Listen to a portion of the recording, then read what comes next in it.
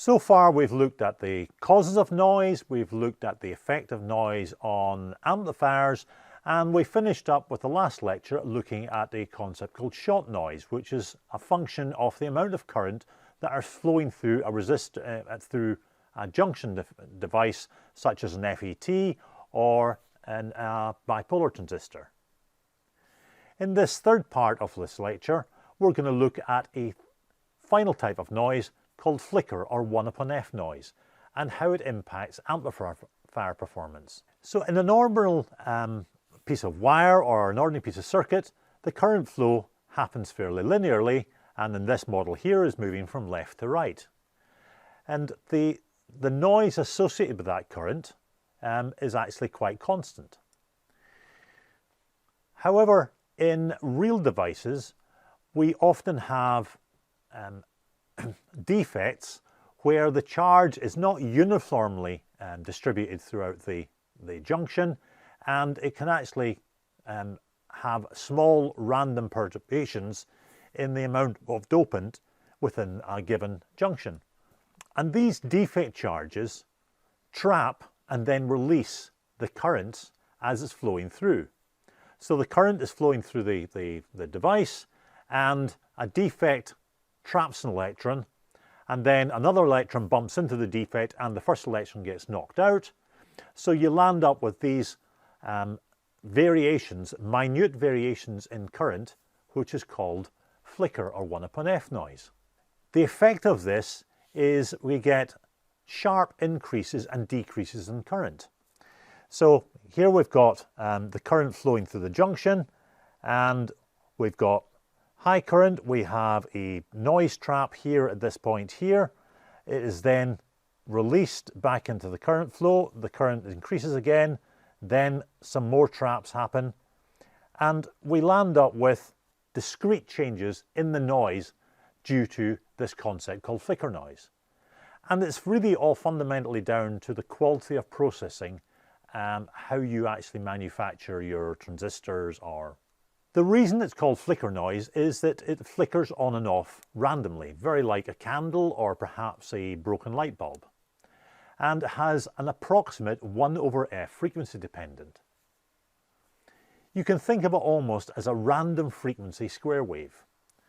So if we plot here the log of current noise in amps per root hertz, as we increase in frequency, the flicker noise decreases, and it would continue decreasing, except in real amplifiers it would cross the point of the thermal noise, form the amplifier, and that would then take over as the dominant noise source in the amplifier.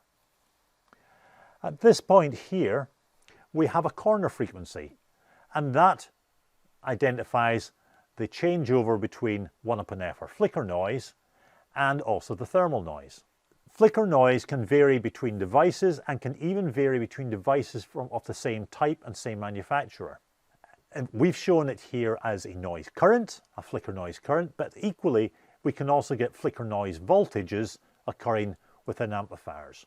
But they can be generally lumped together as 1/f noise. Looking at some real devices, and this is a very common op-amp, a TL071. What we have here is the frequency along the bottom. We see that the noise drops with frequency. The noise current for this amplifier is defined as 10 femtoamps. We've got a bias current of 65 picoamps. So we can actually work out the shot noise from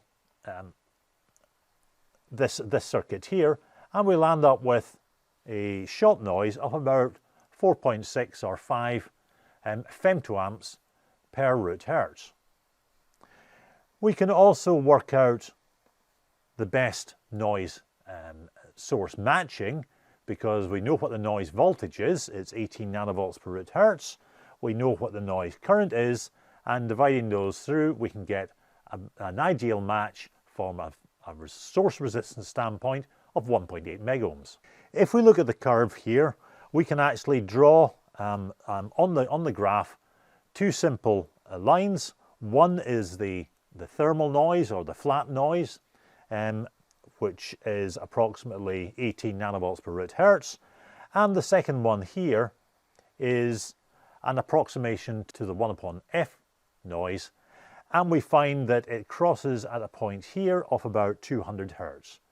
In other words, this TL071 has a noise corner frequency of around 200 hertz. We can now look at some other devices. On the left here we've got an NE5534, a very low cost, a cheap bipolar amplifier, and although the graph here actually doesn't really show how steep the curves are increasing, we can actually do some calculations and work out the corner frequency here is about 60 hertz. And a rule of thumb figure for corner frequency is if you take the steady state frequency here and approximately double it, it gives you a good indication of what the noise corner frequency looks like. If we now look at a very high quality op-amp, an OPA 827, we have a nice noise voltage of 4 nanovolts per root hertz, which is comparable with the NE5534, the cheap and nasty bipolar amplifier, but here we have a lot lower noise current than this one here, and it means that we have an ideal match resistance of about 1.8 megohms, very similar to the TL071, and we can actually work out our, since we've got a bias current here, we can work out a shot noise due to the bias current of about 1.8 femtoamps per root hertz. And looking at the overall impact here, we can work out that the overall performance of this amplifier has got a 1 upon F frequency of about 20 hertz, which is an excellent number and very low noise indeed. Looking at even more devices, here we have a typical low noise OPA 177. This is an MOS amplifier, and looking at the noise from the graph here, it's important to note that the bias current in this amplifier is compensated for. So we land up with excess noise, shot noise, due to the bias current compensation. And the real bias current that we would have if we did not have bias compensation here would be about 125 nanoamps. So you can see that the bias current has reduced dramatically by using the bias currents compensation circuit, but underneath, the noise due to that unbiased circuit is still prevalent. And we land up with a noise frequency of about 15 hertz for this amplifier.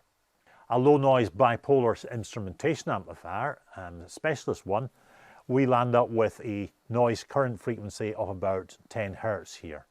And the perfect match here is 667 ohms, which would be ideal for matching for things like a load bridge, a load detector, where it has 4 resistors of perhaps 600 ohms each.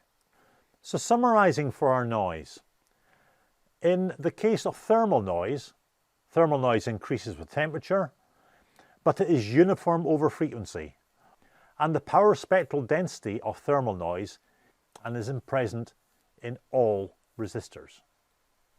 Whereas in the shot noise, it increases with current, it is uniform with frequency, and is only present in some sort of devices, particularly devices with junctions, where the current flow has to cross a potential barrier, and it happens in random events.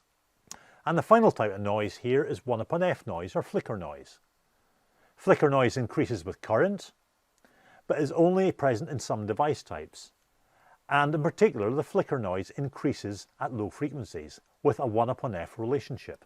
So when you're designing your amplifiers and when you're designing your systems, you need to consider what the source resistance and the type of signal you're receiving from the detector or the sensor, and design and choose your amplifiers accordingly, trying to match the amplifier performance and the amplifier noise performance in particular with the individual sensor or detector that you're using.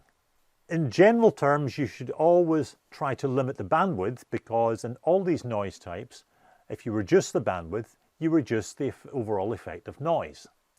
And the last point is, if you can keep to low value source impedances and resistances, that will be beneficial to your design, because we will not be adding excess noise.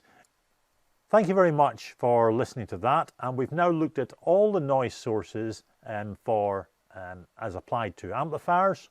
In the next lecture, we will look at doing some further noise analysis, which will then complete this course on electronic system design. Thank you very much.